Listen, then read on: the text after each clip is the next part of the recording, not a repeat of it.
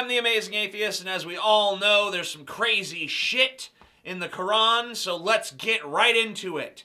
As for the thief, both male and female, cut off their hands. It is the reward of their own deeds, an exemplary punishment from Allah. Allah is mighty, wise. Well, first of all, if it's a punishment from Allah, then why doesn't Allah do it himself?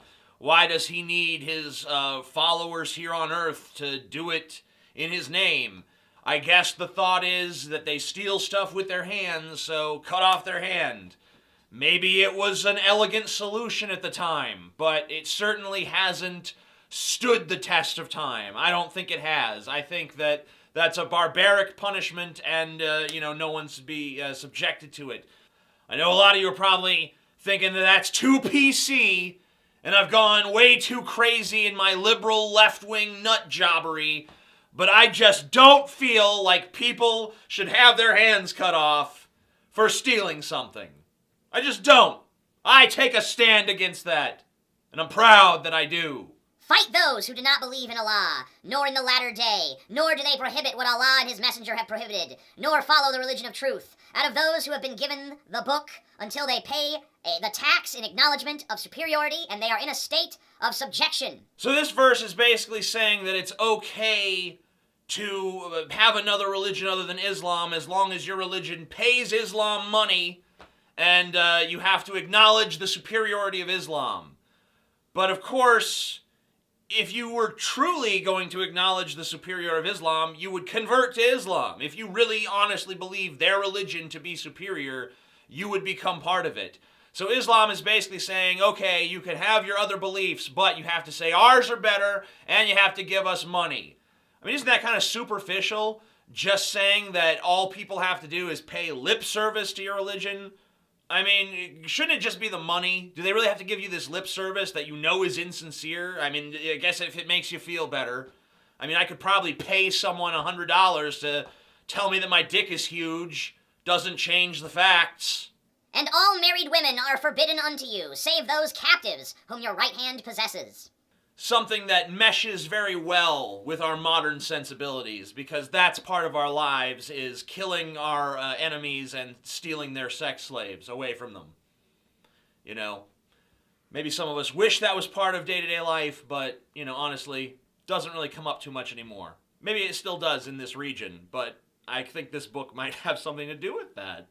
That when our revelations are recited to him, he saith, mere fables of the men of old, we shall brand him on the nose. Wow, nose branding. That's probably going to be the next thing, with the body alteration movement. They got the gauges in their ears and, the septum piercings. And, then there's weird, I don't know what these things are called, where they cut a hole in their face so you can see their teeth and shit. But that's going to be the next thing, nose branding. All you have to do is say that Islam is just a bunch of old fables and shit, and apparently Muslims are supposed to brand your nose. So if you want a free nose branding, just walk up to a Muslim and be like, yo, Islam's a fairy tale, bitch. Here's a brand. The entire third surah of the Quran, that's their word for chapter, is basically just one giant long rant about how disbelievers are going to suffer a terrible doom. Here's a few excerpts from just that chapter. Lo, those who disbelieve the revelations of Allah, theirs will be a heavy doom. On that day, neither the riches nor the progeny of those who disbelieve will aught avail them with Allah. They will be fuel for the fire. Like Pharaoh's folk and those who were before them, they disbelieved our revelations, and so Allah seized them for their sins, and Allah is severe in punishment. Say, O Muhammad, unto those who disbelieve, you shall be overcome and gathered unto hell, an evil resting place. Whoso disbelieveth the revelations of Allah will find that, lo, Allah is swift at reckoning. And whoso seeketh as religion other than the surrender to Allah, it will not be accepted from him, and he will be a loser in the hereafter. You're a loser, disbeliever. You're a fucking loser. Look at you. You disbelieve in the tenets of Islam. You're a loser. You're gonna be a loser in the afterlife. You're a fucking loser. Fighting is prescribed for you, and ye dislike it. But it is possible that ye dislike a thing which is good for you, and that ye love a thing which is bad for you. But Allah knoweth, and ye know not. There are certain contexts where this sort of speech might be forgivable. Like if you're trying to get a group of people to stand up and fight for themselves against an antagonistic enemy who's persecuting them. Like, like in Seven Samurai, if you've seen that.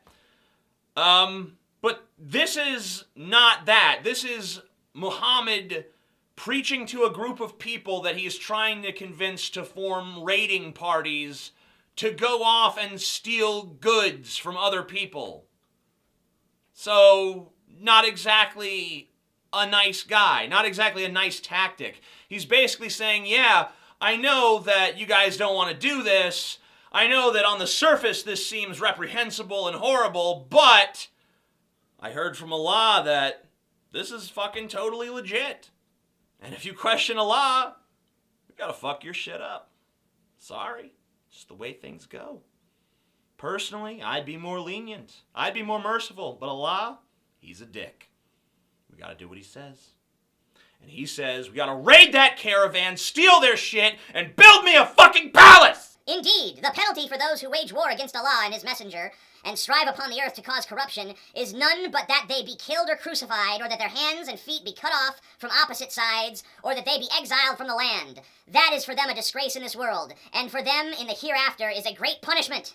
So wait, if you steal something, you only get one hand cut off, but if you criticize Islam, you get crucified or you get opposite, a hand and a foot from opposite ends of your body cut off, or you get exiled from the lands. And then, even after that shit's over, you die and you're going to hell to be tortured for all time. Islam! O believers, fight the unbelievers who are near to you, and let them find in you a harshness, and know that Allah is with the God-fearing. So here the Quran is prescribing harshness as the remedy for someone who disagrees with your religious beliefs. Someone doesn't believe in the same imaginary sky patriarch that you do? Bullshit! You need to treat them with as much harshness as possible. In fact, you should probably brand their nose. When thy Lord was revealing to the angels, I am with you, so confirm the believers. I shall cast into the unbelievers' hearts terror, so smite above the necks, and smite every finger of them. To smite someone above the neck is to cut their head off. But, modern Muslims don't do that. We haven't seen any Muslims cutting people's heads off. That's not been in the news or anything recently. That's just people who are taking the Quran and twisting it, because even though it clearly says here to, smite unbelievers above the neck, that's not what they meant. What they meant was,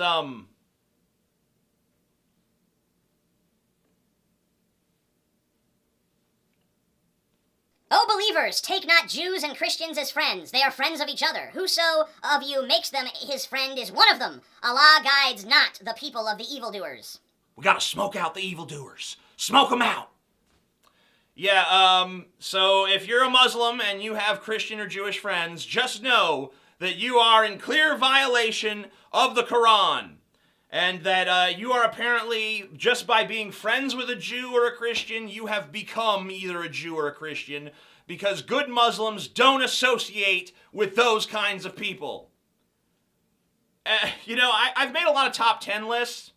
Usually the challenge is, man, can I find 10 examples of this thing? Can I inflate this list up to 10?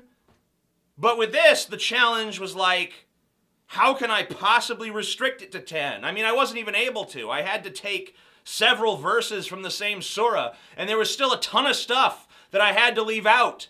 So this probably is not the only top 10 list of fucked up quotes from the Quran. You're probably going to see more, especially if this gets popular. So if you like it and you want to see more of it, give it a thumbs up and share it around.